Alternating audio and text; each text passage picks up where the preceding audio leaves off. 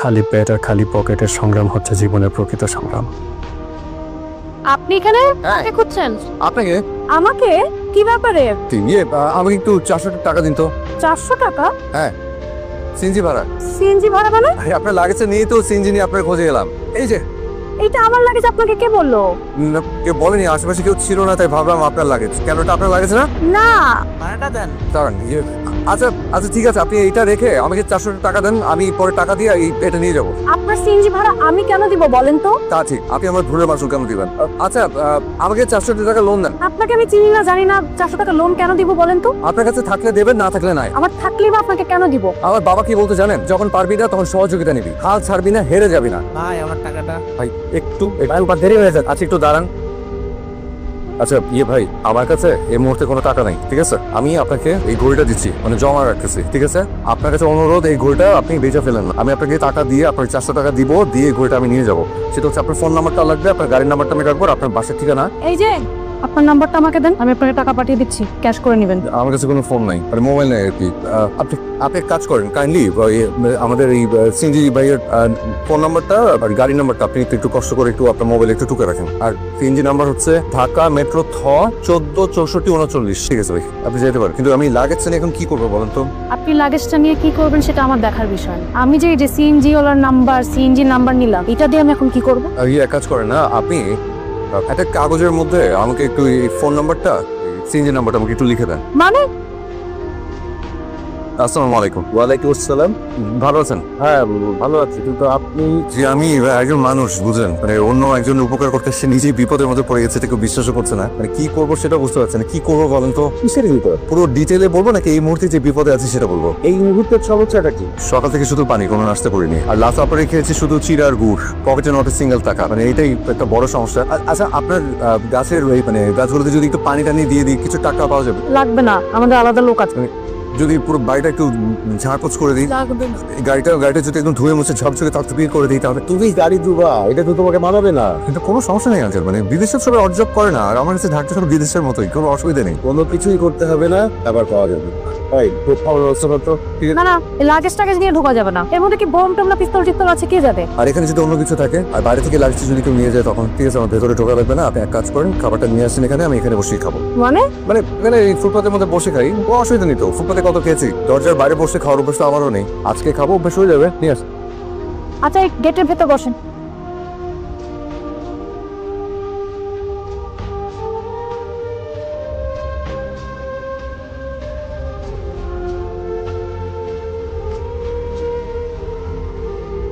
খাওয়া শেষ? শেষ মানে এখন তাহে ঘুমাইতেছে, খাওয়া শেষ করে ঘুমাচ্ছে মানে? সে যায়নি, হাতে লাগেছে উপরে ঘুমাইতেছে। আপনি কি শুরু করলেন? কি হবো? এখানে শুয়ে আছেন কেন? কোথায় শোবো? আপনি কোথায় শুবেন, কোথায় ঘুমাবেন, এটা আমি কি করে জানবো? তাও ঠিক। মানে তুই একটু সময় নিয়েছিলাম আর কি, মানে ভাবছি যে কোথায় কিভাবে যাব, গন্তব্য ঠিক করছি। আর তাছাড়া খাওয়াটা বেশ জম্পেশ ছিল ভাই, খুব ভালো রান্না, আপনাকে ধন্যবাদ। একটু পরে চলে যাবো। একটু পরে মানে কতক্ষণ পরে? বেশিক্ষণ না চলে যাবো। আচ্ছা, আপনাকে একটা কথা জিজ্ঞেস করবো? এই একটা কথা যেন শেষ কথা হয়, এরপর আমি আর কোনো কথা শুনবো না। আচ্ছা, শীত প্রথম থেকে আপনি আমার সাথে এরকম খেপে খেপে কথা বলছেন কেন? এই পুরো শহরে এতগুলো ঘরবাড়ি থাকতে আপনার আমার এখানে কেন আসতে হলো? ভেবেছি লাগেজটা আপনার। আপনার কেন মনে হলো লাগেজটা আমার? কারণ এই লাগেজের ভেতরে একটা মেয়ের বিয়ের জন্য যা যা দরকার, মানে শাড়ি, গয়না, কিছু টাকা, এটা দেখে মনে হলো আপনার মতো ধনী কারো হবে। তাই নাকি? দেখি। এখানে দেখবেন, মানে মানে এখানেই খুব অসুবিধা নেই তো? না থাক, ভেতর আসুন।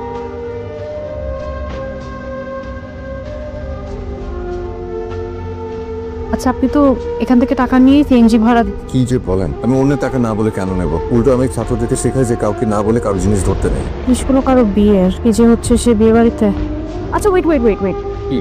এখানে তো জুয়েলারি আছে, জুয়েলারির বক্সে কোথাও দোকানের নাম ঠিকানা কিছু তো থাকবে। কার্ড, এই যে কার্ডের নাম্বার থেকে ফোন দিলেই তো হয়ে যায়। ওইটা তো ভালো বুদ্ধি। এই আমার তো ফোন নেই, আপনি একটু ট্রাই করে দেখেন না। জি আচ্ছা, আপনাদের এখান থেকে হাবিবুর রহমান নামে একজন 7 তারিখে একটা গয়না নিয়েছিল। জি জি, আমাকে একটু ওনাদের অ্যাড্রেসটা একটু মেল করবেন প্লিজ। হ্যাঁ হ্যাঁ, থ্যাংক ইউ।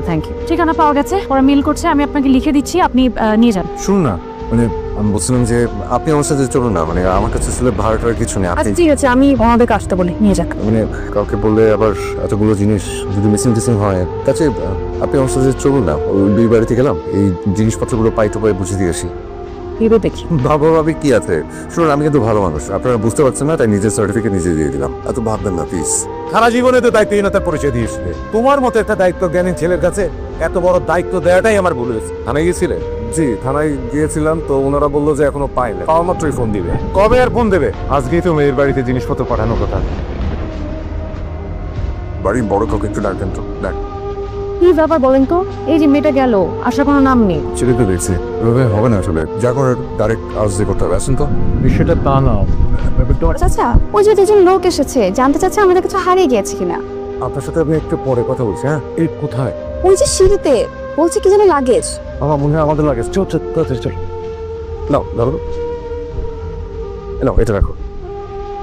বাবা সব ঠিক আছে, অ্যাকচুয়ালি এদিক সেদিক হয়নি। আলহামদুলিল্লাহ। যাক আলহামদুলিল্লাহ, ধন্যবাদ আপনাদের সবাইকে। আরে না না, ধন্যবাদ তো আপনাদেরই পাওনা। আজকে গায়ে হলুদের অনুষ্ঠান, আচ্ছা কাল আমার ছেলের বিয়ে, পরশুদিন বৌভাত। এই দুদিনের অনুষ্ঠানে আপনাদের সপরিবারে দাওয়াত। ওনাদের কার্ডটা দিয়ে দে, আর ওই দুদিনের ব্যাপারটাই ভালো করে লিখে দিস। হ্যাঁ আমি আসলে ভীষণ খুশি হয়েছি আপনাদের জিনিসটা আপনাদেরকে ফেরত দিতে পেরে। আর এখন একটা প্রয়োজনীয় একটা কথা আছে, ওটা বলি। বলেন। ওই আপনাদের এই লাগেজটা এখান পর্যন্ত নিয়ে আসতে আমার সিএনজি ভাড়া গেছে হচ্ছে 700 টাকা। হ্যাঁ আবার একটা সেকেন্ড, আবার এখান থেকে যে যাব সেটার জন্য ওই 300 টাকা সহ আমাকে একটু 1000 টাকা দিতে হবে। আমার কাছে আসলে টাকা পয়সা কিচ্ছু নেই। কোথায়? এ নিয়ে আপনাকে ভাবতে হবে না। আসলে আপনার সহজ সরল কথা আমার খুব ভালো লেগেছে। এই ওনাদের সসম্মানের সম্মানে দেওয়ার ব্যবস্থা কর। জি আচ্ছা ভাই একটু তাড়াতাড়ি করলে ভালো হয়, আসলে দেরি হলে আমার অনেক বড় ক্ষতি হয়ে যাবে। ওই 1000 টাকাটা একটু ভাঙতে দিলে ভালো আর কি। আর ভাইয়া একটা কাগজ কলম আমাকে দিতে পারবেন? আর 1000 টাকা বেশি কিন্তু দেবেন না, আমি তো নেবো না। আচ্ছা হ্যাঁ দিতে পারবো। আচ্ছা মান সম্মান বলে একটা ব্যাপার তো আছে নাকি? আচ্ছা কত টাকা না নিলে কি হতো? আপনার কোনো সমস্যা হতো না, কিন্তু আমার অনেক সমস্যা হতো। ওরা কি ভাবলো বলেন তো?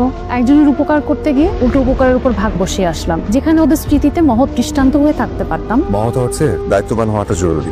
আমাকে আমার গন্তব্যে পৌঁছাতে ভাড়া লাগলো, আর ওই ভাড়াটা ম্যানেজ করা আমার দায়িত্ব। আর স্মৃতির কথা বলছেন, অ্যাপ্লাইড ফিজিক্সে মাস্টার্সে দুর্দান্ত রেজাল্ট করার পরে বাবা খুব কষ্ট করে একটা দামি হাত ঘুরে আমাকে উপহার দিয়েছিলেন। আমার বাবা মারা গেছেন, বাসার সামনে সিনজি ভাড়া মেটাতে গিয়ে ওই ঘড়িটা বন্ধক রেখে বাবার সম্মানটা বাঁচিয়েছি। স্মৃতির চেয়ে সম্মানটা অনেক বকে। নিন 300 টাকা কি আপনার ভাড়া। লাগবে না? ওকে নো প্রবলেম, কালকে বিয়ে বাড়িতে গিয়ে ফিরে দিয়ে আসবেন।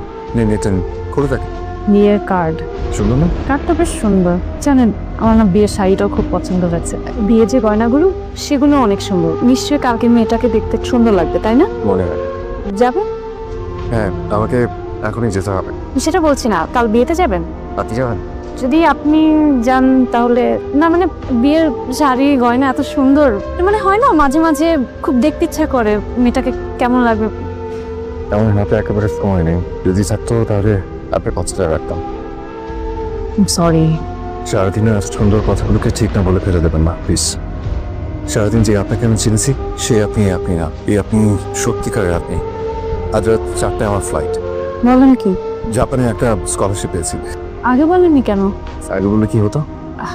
তাই তো, আগে বললে কি হতো? আপনার পাসপোর্ট টিকিট সব আছে তো ঠিকঠাক? একটা গ্রুপে যাচ্ছি, সবকিছু ওদের কাছে জমা দেওয়া আছে। এভাবেই যাবেন? সারাদিন একই পোশাকে চেঞ্জ করবেন না?